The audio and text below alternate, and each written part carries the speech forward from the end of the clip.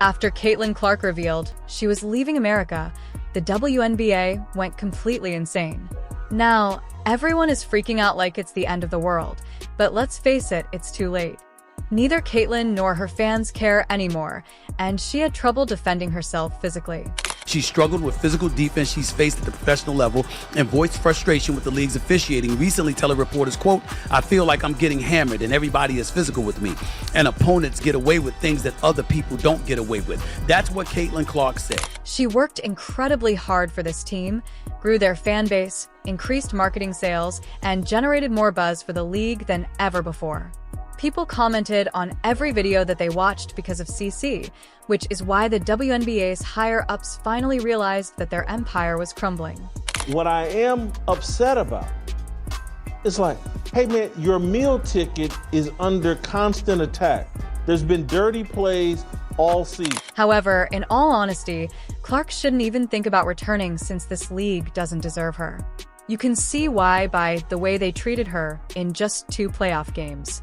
After all of her hard work and sweat, how did they compensate her? Let me explain what occurred. Those guys, they're the racists, when really, y'all are the racists. The people coming up with excuses to hate Caitlin Clark and the new fan base that she brought. Since Caitlin Clark was their revenue generator and essentially the only reason viewers were paying attention, the WNBA is currently in full-blown panic mode. To say that she is the league's golden goose would be an understatement. She was essentially their entire farm.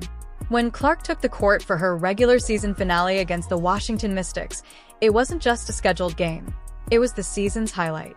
The Indiana Fever, all right, with Caitlin Clark, led the league in attendance both home and on the road. Fever averaged 17,000. That night, more than 2,711 individuals filled the stadium, setting a record for the most people ever to watch a single WNBA game. No one, certainly not a rookie, had ever attracted such large audiences before. In fact, during her rookie season, she was drawing more than 15,000 fans each game. The most dominant team in the league, they can't draw 500,000 viewers for a playoff game. Atlanta Dreamers and the New York Liberals. Again, the Liberals. They supposedly have stars. Remember when ESPN claimed that the Liberals had the new Big Three? Dreamers, Liberals. 410,000 viewers. The other game was the Phoenix Masculines and the Minnesota Lakers. But here's where it gets crazy. It wasn't just the fans who were going crazy over her jersey sales. It was a Black Friday sale, and we were talking about the league's top players, rookies and veterans alike. It didn't matter because Clark was outselling everyone. The moment she put on that Fever jersey, it was like instant gold, and every fan wanted a piece of history. Suddenly, the WNBA wasn't just a niche sport tucked away in the sports world. It was a full-on phenomenon, all because of Clark. But if you're not delivering the product and you're not making the revenue and you're not, giving people the entertainment that they want, then you're not going to make any money and your league is going to suck. People who had no idea what the WNBA stood for were suddenly glued to their TVs, tickets were selling out, and every sports show had to talk about her. She was like a one-woman economic boom, with sponsors lining up around the block, broadcasters fighting over who got to air her games in prime time, and even the league's dustiest merchandise flying off the shelves like it was running out of stock. She is the golden goose. So now that she is leaving, the WNBA is essentially staring at a free fall, and why wouldn't they be? Without Clark, they will be left to pick up the pieces, and the fallout will be brutal. The numbers don't lie. She was the driving force behind massive ticket sales and revenue spikes from day one. But those 2 playoff games that completely crossed the line, not only was Clark up against opponents, but she was also subjected to egregious fouls, trash language, and simply filthy plays that no other player would tolerate. She's the golden goose. And if you thought it was just a few small arguments, think again. These were coming from some of the loudest voices in the league. This wasn't your typical on-court drama. Rather, it was a full-fledged campaign to destroy her, and it got ugly quickly. First up was Alyssa Thomas, who essentially threw gasoline on the fire following the Indiana Fever's thrilling defeat to the Connecticut Sun. In her post-game interview on September 19, 2024, she went straight for the jugular, omitting any discussion of the game or even Clark's skill. She's just not built for the physicality of this league. And she's not quick enough to get away from the physicality. She went to great lengths to accuse Clark and her supporters of racial bigotry, claiming that the only reason Clark was receiving so much attention was because she is a white athlete succeeding in a sport that is dominated by black athletes. This kid's on the wrong team. She's got the wrong skill set to handle the physicality of that league. And she's a rookie. Thomas didn't hold back when he called the Clark hype nothing more than the product of her being, quote, a white face in a sport that has historically been founded on black excellence. Yes, she did say that, and it caused a great commotion. Honestly, it's been a lot of nonsense. I think in my 11-year career, I've never experienced the racial comments from the Indiana Fever fan base. We had her face on a serious matter that happened in this world, and it's unacceptable, honestly. And there's no place for it. And however, things took a nasty turn just one game later in the first round of the playoffs against the Connecticut Sun. If you thought it ended with trash language, you're mistaken. It went directly to something far worse. Clark was ablaze, dazzling the scoreboard by the third quarter with 26 points when during a quick break in the fourth quarter, Carrington made the decision to practically take matters into her own hands. Carrington made her move after breathing down Clark's neck the entire game.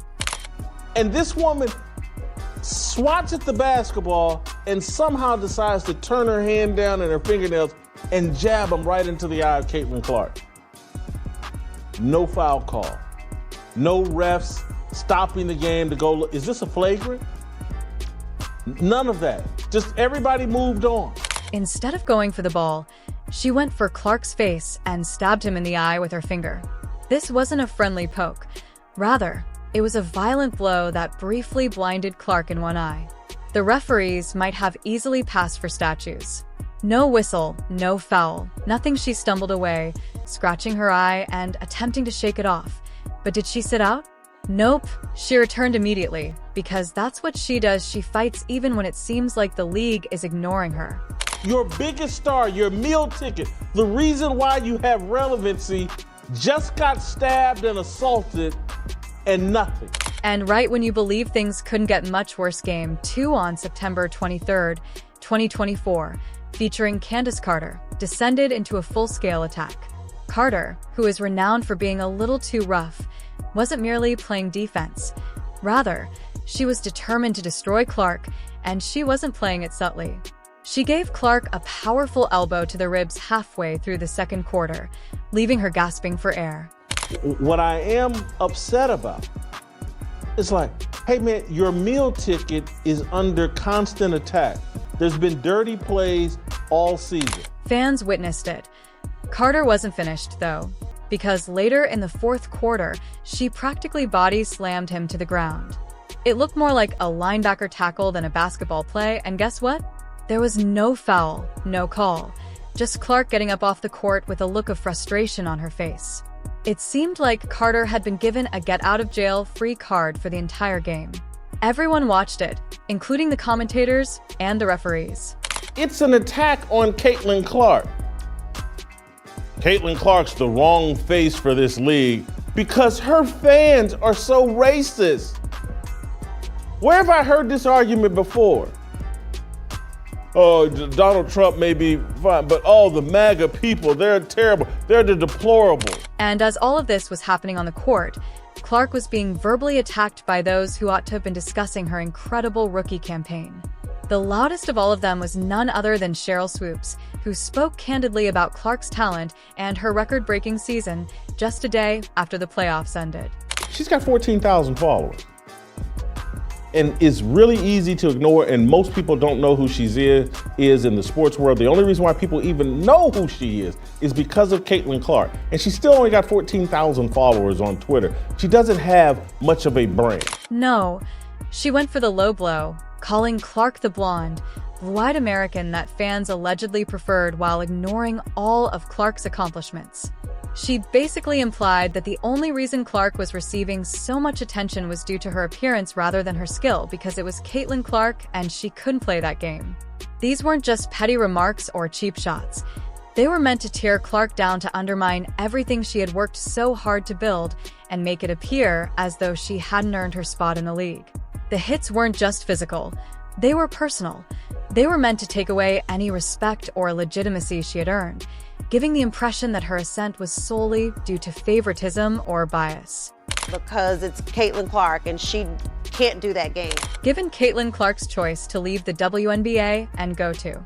I'm simply saying the issue is about marketing versus basketball. The merits of playing basketball compared to the merits of bringing marketing into the equation to influence potential decisions. When she dropped the bombshell on July 21st, 2025, just 2 days after the Indiana Fever's postseason catastrophe, it wasn't just the league that was shocked. It was the entire basketball world. Hit Paul Clark didn't mince words when she stated that she needed a vacation from the constant mental strain she endured during her rookie season. Can you blame her for being singled out on the court, being beaten off it, and having no league protection? It wore her down, but it wasn't just the beatings she received from opponents. It was the WNBA's complete inability to support her. Clark felt abandoned in addition to being unprotected.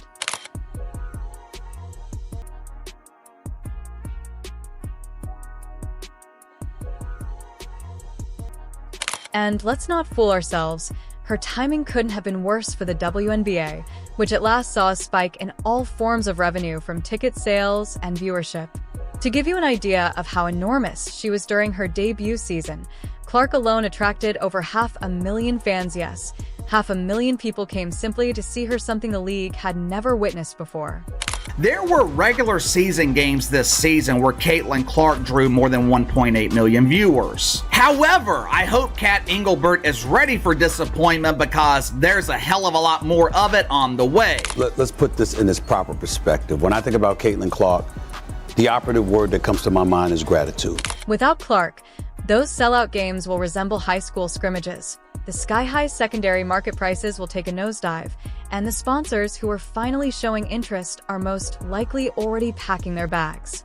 For the Fever, however, things are even worse, and they're facing irrelevance once more.